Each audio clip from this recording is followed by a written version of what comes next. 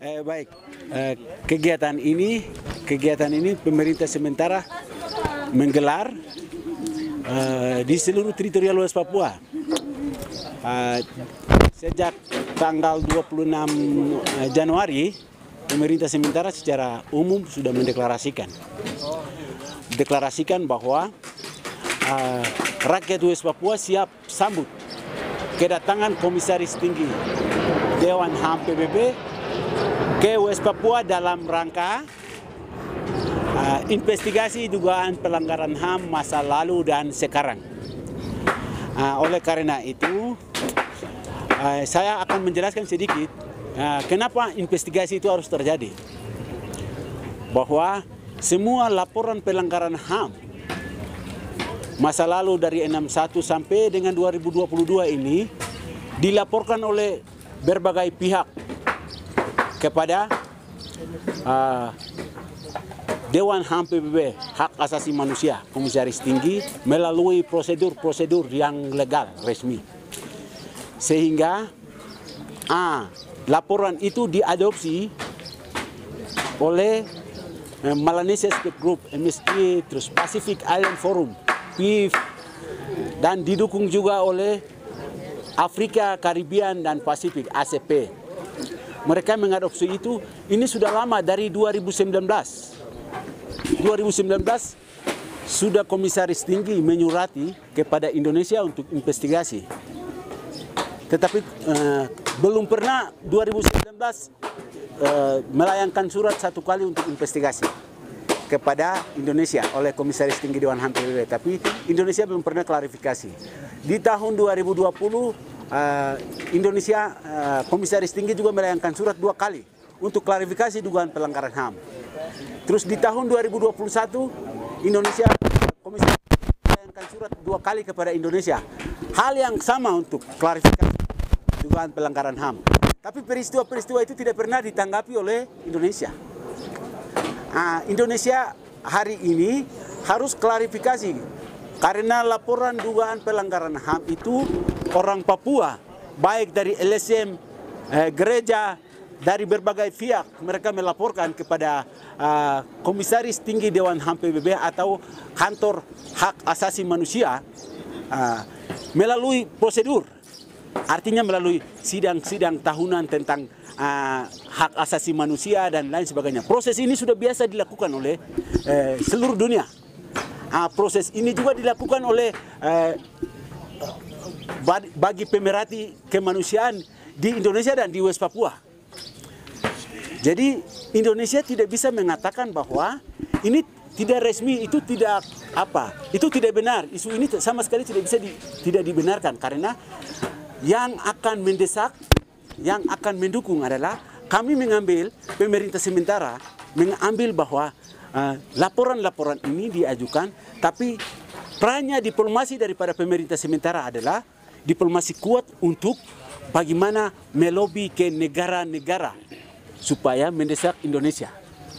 Itu yang kami lakukan. Kami tidak melapor benar, kami tidak melapor korban pelanggaran HAM, tapi kami menghormati setiap lembaga, setiap pemerhati kemanusiaan yang sudah lapor itu, bahwa kami membenarkan. Sementara diplomasi politik kepada MSG, Pacific Island Forum, ke ACP, dan juga ke Uni Eropa bahwa ini pelanggaran HAM ini benar, perlu tinjauan kemanusiaan. Lobby daripada paket diplomasi pemerintah sementara direspon oleh negara-negara, dan negara-negara punya hak, negara-negara sebagai anggota Dewan Keamanan PBB maupun anggota Majelis Umum PBB, mereka punya hak untuk menuntut Indonesia mendesak Komisaris Tinggi membuka akses bagi jurnalis dan bagi investigasi kemanusiaan. Hal ini adalah proses undang-undang daripada PBB itu sendiri.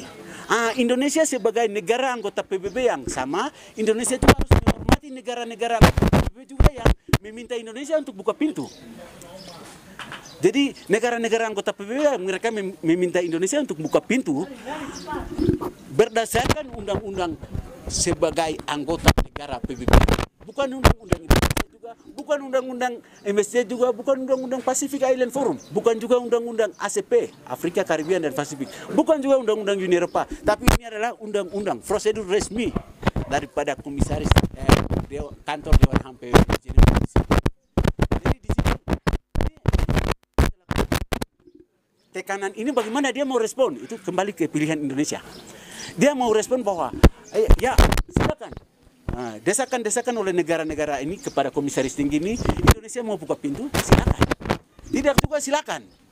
Kami memposisikan diri, orang Papua memposisikan diri sebagai korban. Negara-negara itu mendesak komisaris tinggi untuk investigasi pelanggaran HAM. Indonesia sebagai pelaku. Hal ini yang perlu diketahui oleh publik. Indonesia sudah tahu dan negara-negara sudah tahu juga hal ini. Indonesia sudah hari ini 108 negara mereka memandang Indonesia itu sebagai pelanggaran HAM terhadap kemanusiaan di West Papua. Kemudian orang West Papua hari ini posisinya sebagai korban. Kalau seandainya orang ini mau datang, reaksi daripada orang Papua itu bagaimana? Kita sebagai korban, kita tidak mungkin tinggal diam. Oleh karena itu, pemerintah sementara menyatakan bahwa kami siap bertanggung jawab. Segera bentuk di 7 wilayah teritorial. Harus bentuk panitia. Di Saireri sudah terjadi, deklarasi panitia penyambutan. Domberai sudah terjadi, Bomberai sudah terjadi. Di Mepago sudah terjadi, Tabi sudah terjadi, Animha sudah terjadi.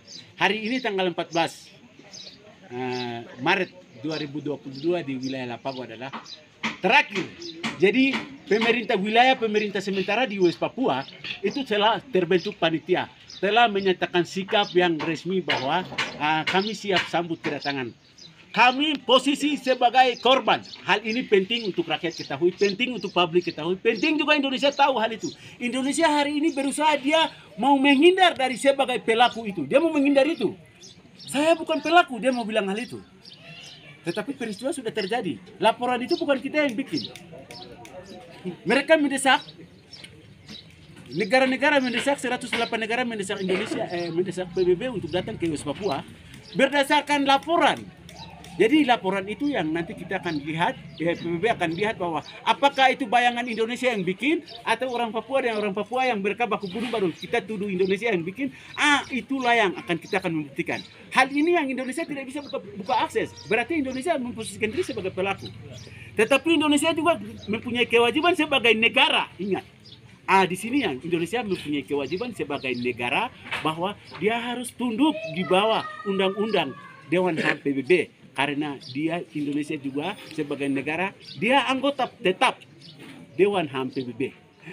Jadi anggota tetap Dewan HAM PBB adalah dia punya undang-undang yang harus dipatuhi oleh setiap negara anggota Dewan HAM PBB, bahkan setiap negara anggota Majelis Umum PBB. Jadi di sini prosedur yang legal. Kami kembali kepada Indonesia bahwa diplomasi politik rakyat Papua untuk menentukan nasib sendiri itu tidak liar, tidak pintu belakang, tidak lewat jendela, tapi negara-negara punya aturan itu bagaimana kita melakukannya. Dan diplomasi kita berhasil karena kita mengantongi 18 negara di FIP, terus 79 negara di ACP, 27 negara di Uni Eropa, itu semua terus tambah Selandia Baru dan Australia. Semua 108 negara. Ini adalah kekuatan rakyat. Ini adalah kekuatan yang sedang mendukung, mendesak. Hari ini kami tidak bisa bicara apa-apa. Indonesia tinggal pilih saja. Indonesia sekarang mau ikuti undang-undang dari PBB itu atau tidak sebagai anggota PBB. Itu kan kewajibannya Indonesia. Tapi kami sebagai korban. Ini posisi rakyat Papua hari ini memposisikan diri sebagai korban. Pemerintah sementara memposisikan diri sebagai korban bersama rakyat Papua dan menyatakan bahwa kami siap bertanggung jawab. Artinya kita mau membenarkan bahwa Indonesia yang bunuh kita itu kami siap bicara hal itu. Itu saudara yang pemerintah sementara katakan kami siap bertanggung jawab. Oke, terima kasih.